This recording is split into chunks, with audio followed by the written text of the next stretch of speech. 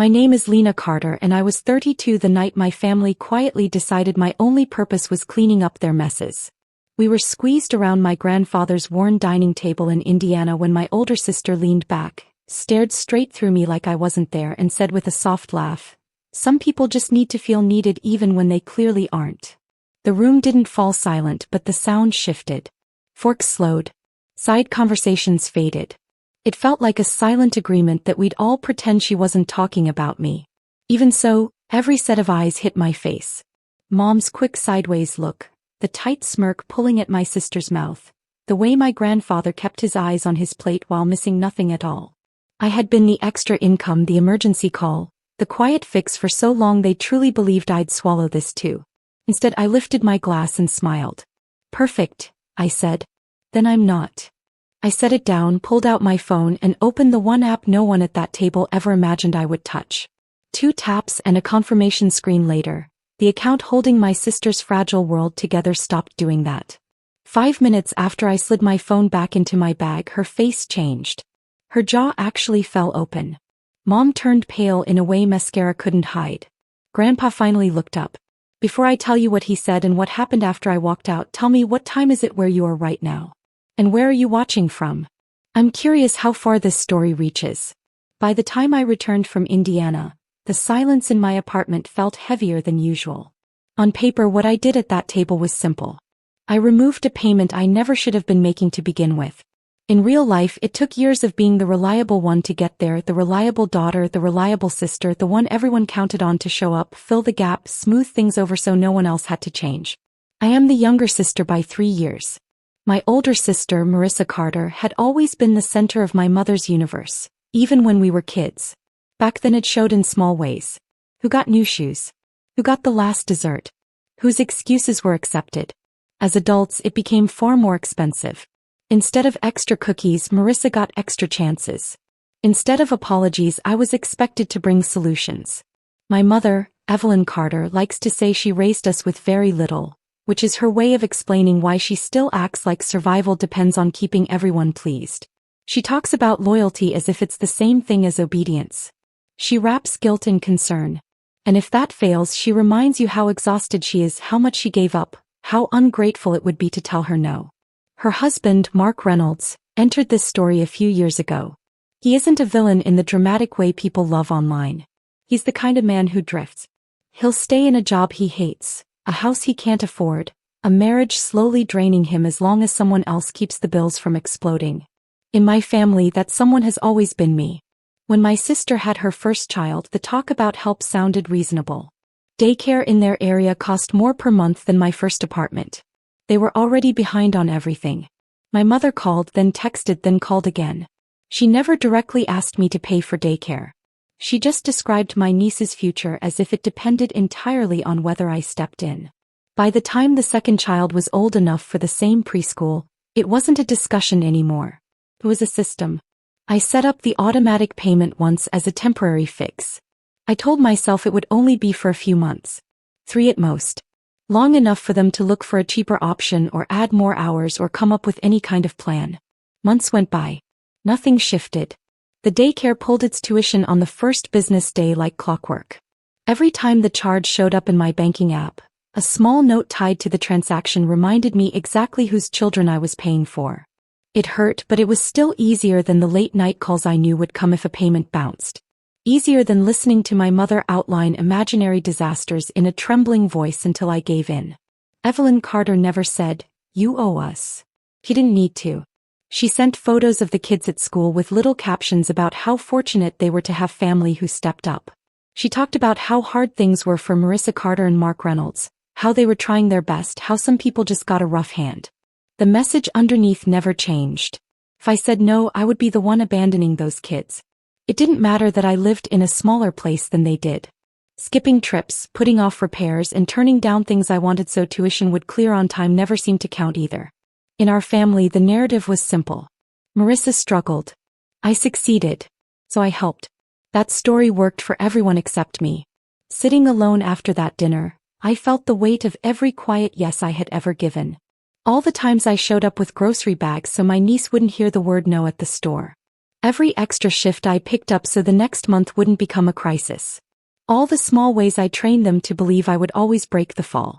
They weren't villains in a movie sense. They were just used to me being the net under their tightrope, unseen until the second they needed it. They never had to look down. They never had to think about the cost. I did day after day. I manage projects for a logistics company. The kind of job where every delay has a spreadsheet and a dollar amount attached. I know exactly what an extra hour of overtime is worth. How long it takes to rebuild savings once you dip into it. How fast one late payment can turn into 3. I could track the daycare tuition in clean columns, watch it pile up month after month, and still feel trapped by a story that said family meant paying first and questioning later. Most of my coworkers think I'm good with money because I skip happy hours and impulse trips. They don't see me hovering over my own online cart, talking myself out of a weekend away or replacing the couch I've had since college. They don't hear my mother's voice echoing in my head when I think about buying something just for me. The tuition I canceled that night wasn't just a number on a screen. It was the line between belonging to a family and being treated like an institution. When my sister made that comment at my grandfather's table, she didn't see the hours of my life buried in those payments. She didn't see the dinners I skipped or the savings I delayed. She saw a resource. He saw a role. For years I pretended that was enough. The days after that dinner didn't blow up the way you'd expect. Nothing dramatic happened in my living room. No one showed up at my door crying or dragging suitcases. The first wave came the way most things in my family do now, through my phone. My mother called before I even finished the drive back from Indiana. I let it ring. When she called again, I turned the volume down and watched her name glow on the screen until it stopped. A few minutes later, a text came through so long the preview cut off halfway. I didn't open it. I already knew the pattern. It would begin gentle, then turn sharp. By the next morning, a row of missed calls waited for me along with 3 new messages, all from her. One mentioned my sister's kids. One talked about how slim the margins were for people who didn't have my job. The last one asked what happened to the girl who once cared about family more than money. Not one of them asked why I had been the one paying in the first place. I went to work on time like I always do. My projects didn't stop for family drama. Shipments still had to move. Drivers still needed route updates. Every time I turned my phone face down on my desk, another buzz rippled through it. I didn't answer. If I gave Evelyn Carter even an inch, she would push her way in and start rewriting the facts. Around lunch, I stepped outside not to call her back but to breathe. I scrolled through the notifications. Missed calls, voicemails, another text. This one was from my sister. She skipped any greeting. Her first message was a block of anger typed without commas about how I'd embarrassed her in front of our grandfather. She said I blindsided her. She said normal people didn't make financial threats at family dinners. She said she couldn't believe I'd punish her children. I read it twice, not because it surprised me but because it was so familiar. Same story, different day. She was the victim. I was the weapon. Me stopping the payments wasn't a boundary. It was an attack. I didn't reply. An hour later, a shorter message came through. It said, "You are not really going through with this." No question mark. Just a statement that assumed I would cave. For years I had. I locked my phone and went back to my desk. The first voicemail I listened to that week wasn't from my mother or my sister. It was from my grandfather. His voice was slower than I remembered, but it carried the same careful weight. He said he didn't want to interfere. He said he'd watched things stack onto my shoulders for a long time. Then he said sometimes the only way people learn to stand is when the ground under them stops feeling safe. He didn't tell me what to do. He didn't ask for explanations. He just said he understood. That shook me more than all the angry messages combined. That night, I finally opened one of my mother's texts. It was a wall of words.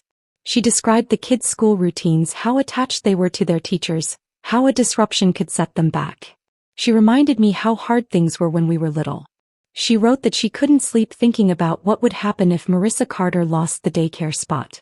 It all funneled toward one line near the end. "I know you would never let it get that far." I stared at that sentence for a long time. It wasn't a request. It was an assumption.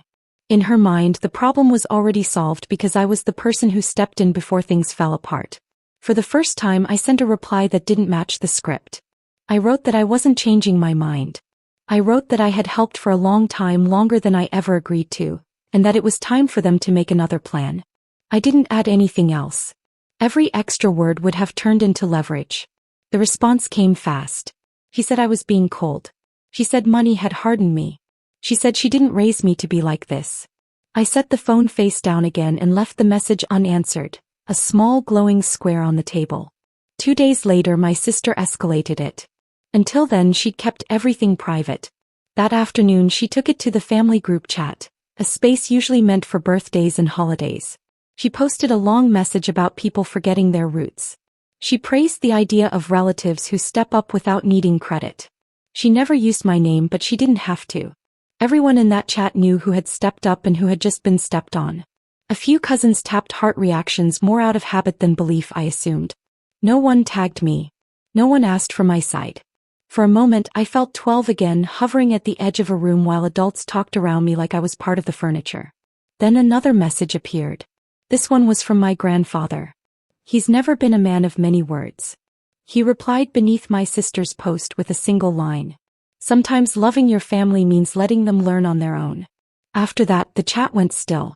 I put my phone away and sat with the unfamiliar feeling of having someone quietly in my corner, even from afar. By midweek I kept my routine. I went to work, kept trucks and schedules moving, then came home and set my phone on the counter like it might vibrate straight through my hand. The screen kept lighting up with names I knew too well. I let every call roll to voicemail without hearing Evelyn Carter's voice. She didn't slow down. One message centered on the grandchildren, another on how overwhelmed Marissa Carter was, another on what people would say if the kids had to switch schools. Different wording, same expectation. I was supposed to solve this. My sister went quiet for almost 2 days. Then on Thursday afternoon she sent a short message that didn't match the others. We need to talk today in person. No apology. No softness. Just urgency. I stared at it in the glow of my computer screen and weighed my options. Ignoring it would mean more calls, more pressure, more relatives pulled in. Agreeing meant walking straight into whatever speech she'd practiced. I told her I had 1 hour after work. She chose the location instantly. A line of parking spaces across from the preschool where her kids spent their days. She wanted the building behind us, the sound of children on the playground, every prop available. The sun was low when I arrived. Parents were strapping toddlers into car seats, juggling backpacks and paper crafts. I parked at the edge of the lot and shut off the engine. For a few seconds I just sat there listening to the playground noise and my own heartbeat pounding in my ears. My sister's car was already there. She leaned against the hood with her arms crossed, watching me as I got out. No hug. No small talk. She went straight for the sore spot. I cannot believe you did that, she said, referencing Granddad's table in front of everyone. Her voice was loud enough for me, not for anyone else. To a passerby, we probably looked like two sisters having a tense but ordinary talk about pickup time. I didn't respond right away. The old me would have rushed to explain, filled the silence, apologized for how it looked. This time I let the quiet sit. You humiliated me, she said when I didn't jump in. You turned my life into a spectacle. Do you know what Mom said after you left? She said she didn't even recognize you. There it was again. The idea that I had become someone else, like all the years of silent help were the real version of me and this boundary was a disguise. I told her I hadn't wanted a scene. I told her I'd made a decision about my own money. Kept it that clean. Your own money, she repeated, like the tuition wasn't my concern, like I wasn't part of this family. Behind her, a teacher opened the preschool door and waved a child toward a waiting parent. The normal softness of it made my sister's words feel heavier. This was the picture my mother always used when she wanted something. Children at a doorway I was expected to hold open. My sister stepped in closer. You know what happens if that payment fails again? She said they start offering those spots to other families. We get pushed down the list. We lose our place. Do you really want to be the reason your niece has to start over somewhere else? Every piece of her argument rested on the same assumption, that it was my role to absorb the fallout of her choices so her kids never had to feel it. It sounded noble when Evelyn Carter framed it that way. Standing there in the parking lot she'd picked as her stage, it sounded like what it really was, an expectation. I told her evenly that it was her responsibility to make sure her children were taken care of. Not mine, not our mothers, hers and Mark Reynolds. I didn't raise my voice. I didn't recite the months I'd already covered or the nights I stayed awake doing numbers instead of sleeping. I just set the boundary. She stared at me like I'd switched languages mid-sentence. You can afford it, she said. You live alone. You don't even have kids. What are you saving it for? It was an old line, one she and our mother had used in gentler versions for years. This was the first time I heard it without any softening. I told her I wasn't stockpiling anything. I was paying for my own life and that was enough. Refusing to bankroll her decisions wasn't an attack. It was a correction. So that's it? She asked. You're just going to watch us drown? I thought about all the times I'd tossed out life preservers before she ever noticed the water rising. Late payments covered without a word, groceries dropped off, transfers sent again and again. Somehow, none of that counted as care to her. It was just background noise. I told her I wasn't watching her drown. I was stepping out of the pool she kept pulling me into.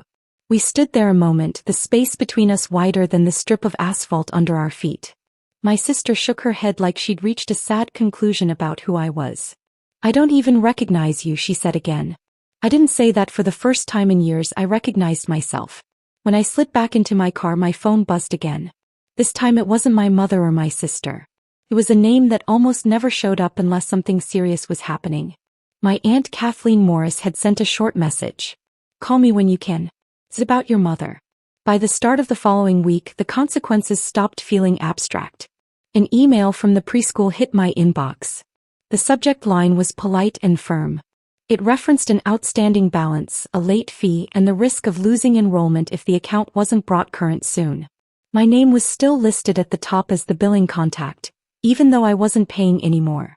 I stared at it for a beat. The tone was courteous, but the message was clear. The safety net they'd relied on was gone, and now the people actually responsible had to feel the ground. I forwarded the email to Marissa Carter and Evelyn Carter without adding a word. No explanation, just a subject line that read, "This is not mine anymore." Minutes later my phone vibrated. I didn't recognize the number, but the area code matched the preschool. I stepped into an empty conference room before answering. A director with a steady voice asked if everything was okay. She said they'd noticed the payment method on file had failed, and since my contact information was still attached, they wanted to be sure they were speaking with the right person. I told her I was no longer responsible for tuition, that the parents would be handling it going forward. Saying it out loud to someone outside my family felt solid in a way I didn't expect. She thanked me and said they'd follow up directly with my sister. By the time I reached my car after work, there were several missed calls from Marissa Carter and one from my mother. I sat behind the wheel and watched my screen light up again. This time I picked up. My sister's voice came through loud and sharp. They called me at work, she said, right in the middle of my shift. Do you know how that looks? Do you know what it feels like to have them say there's an issue with tuition? I told her it probably felt a lot like what I'd felt every month watching the money leave my account, hoping nothing else would bounce. She didn't hear that. She went straight to the daycare's warning. Spots were limited. Families were waiting. If they didn't pay soon, someone else would take that place. She said the word place like it was a right, not something rented month to month. It's one payment. She said, one you can cover one more month while we get things figured out after everything you've already done. What difference would it make? The difference, I thought, was that this time she knew exactly what she was asking. There was no pretending the bill disappeared on its own. The email, the call, the consequences were all right there where she had to face them. I told her I had already said no. I said the school was talking to the right person now. There was a pause, then a sharp breath. You really mean it? She said I'd rather watch them scramble than help. She said I'd turned into someone she didn't even recognize. Then she hung up. Later that night, a message from her husband came through. His tone was never as heated. He wrote that money was tight, that they were behind on more than tuition, that he was trying to pick up extra hours. He asked if there was any way I could help them bridge things just once more so the kids wouldn't have to change anything. I read it slowly. Underneath the wording sat the same belief. Any problem touching those kids automatically became mine. I typed out a reply longer than necessary, then erased most of it. In the end, I wrote that I hoped they found a solution, but I couldn't be part of it. I sent it and turned my phone face down on the table. That night, my mother called again. When I let it go to voicemail, she moved to the family group chat. She didn't name me, but she talked about grown children who forget who carried them when they were small and people who cling to bank balances instead of keeping a family steady. A few relatives added sad face emojis. No one spoke to me directly. My grandfather stayed silent. Instead, my Aunt Kathleen sent me a private message. A single line asking if I had time to talk later about something she'd been holding on to for years. I told her I'd call the next day. Not long after, my sister posted one more message to the group, not to me. She said they were exploring legal options and would do whatever it took to protect their children. The words sounded heavy, but the threat was empty. You can't take someone to court for refusing to keep doing a favor they never owed you. What stood out most was what followed. No one jumped in to back her up or mirror her anger. The next morning, I woke to a reminder on my calendar. The tuition draft date had come and gone. For the first time in almost 2 years, there was no matching withdrawal from my account. I made coffee, sat at my kitchen table, and opened my budget spreadsheet. The numbers weren't dramatic. No windfall, just space. Enough to fix the slow leak under my sink without planning 3 paychecks ahead. Enough to think about a weekend away without hearing Evelyn Carter's voice accusing me of being selfish. Somewhere across town, Marissa Carter was facing a different set of numbers. A balance due instead of an invisible gift. A deadline she couldn't pass off to me. A choice between cutting back, working more, or finally meeting the reality she'd been using as a threat. For the first time, I wasn't positioned between her and the fallout. The next evening, I called my aunt. Kathleen picked up before the first ring finished, like she'd been waiting with the phone already in her hand. After a quick hello, she asked if I was alone. When I said yes, her tone shifted. "I don't want to cause trouble," she said, "but I can't keep watching this. You deserve to know why your mother is so determined to lean on you." I told her to continue. "Last fall," she said, "your mother asked me to come over and help sort her mail." There was a stack of unopened envelopes on the table. One of them was already open when I arrived. It was from an insurance company about a policy your father took out years ago. My father had been gone a long time. I thought everything connected to him had already been resolved. He listed both you and Jocelyn on it. She said it wasn't millions, but it wasn't nothing either. Enough to clear some things, enough to buy time. The letter laid out both shares clearly. Your mother had already signed the back of the check. My stomach dropped. I asked why no one had told me. "Because she told me not to," my aunt said. "She said if you knew, you'd insist on handling it responsibly. She said that would turn you into the villain for not letting her take care of her girls her own way. She promised she'd use some for the kids and save the rest." The picture snapped into place fast. A policy meant for both daughters. A check quietly cashed. Calls to me afterward, full of empty hands and urgent needs. "Do you know how much it was?" I asked. He told me the number. It wasn't life-changing, but it was substantial. Enough to cover more than a year of preschool. Enough to erase the balance on the credit card my mother always described as a monster. Enough to make all those late-night calls to me unnecessary. What did she actually do with it? I asked. "I know she put some in the bank," my aunt said. "I saw deposit slips. I noticed a few upgrades around the house. I heard her say she could finally breathe, but I also heard her keep saying she had nothing, that she needed you to keep stepping in. That's when I started feeling sick about staying quiet." Kathleen paused. "When you spoke up at your grandfather's dinner," she said, "I watched your mother's face. She didn't just look shocked that you stopped paying. She looked scared you'd figured it out."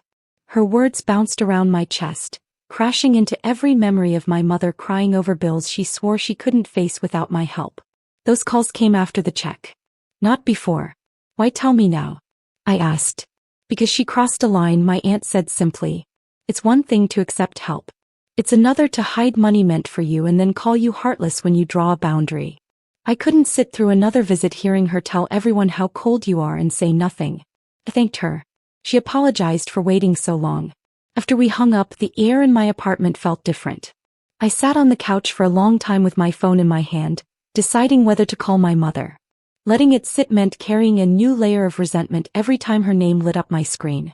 Staying silent would preserve the peace she preferred, the kind built on me swallowing everything. In the end, I hit call. She answered on the second ring, already talking. "If this is about the tuition," she started, "I hope you're ready to be reasonable.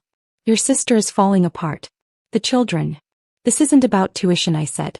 "This is about Dad." The silence on the line was immediate. I spoke again. I talked to Kathleen.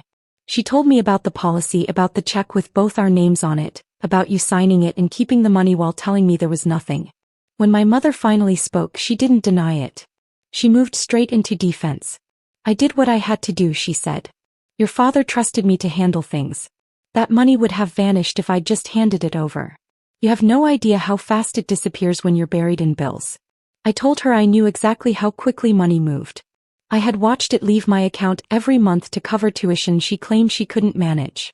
She said she'd used some of it to catch up, to repair things around the house so her grandchildren would have a stable place to live.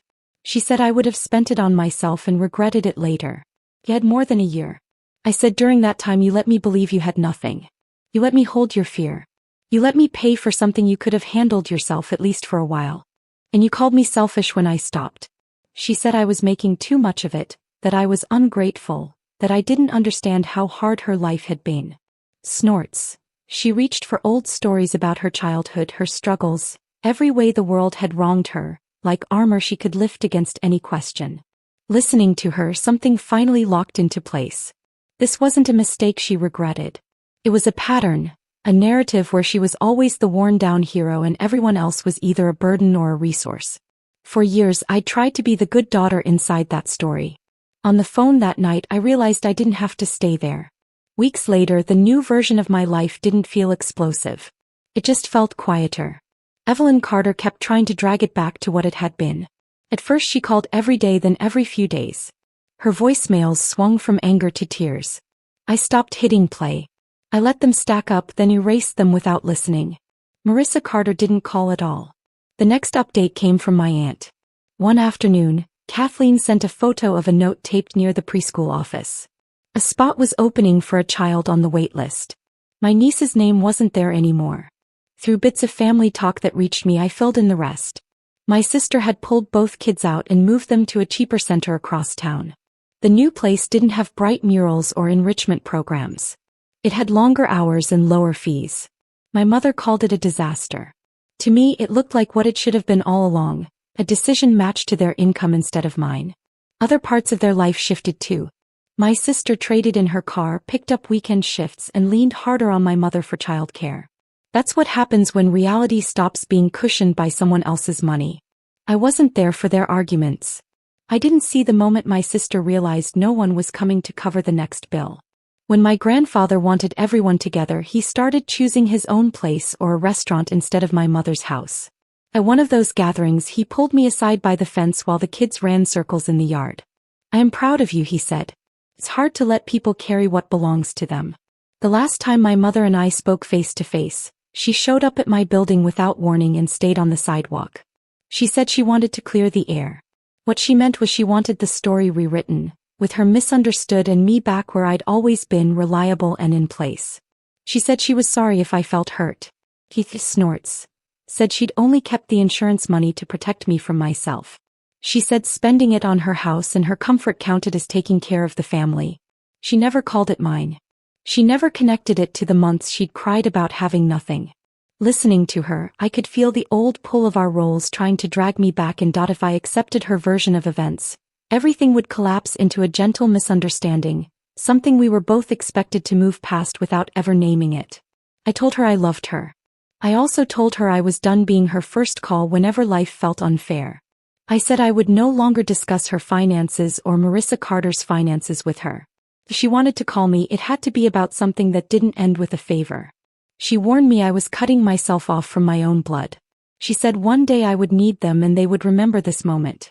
He said I was choosing money over love. The words landed softly. I had already spent years choosing their comfort over my own peace.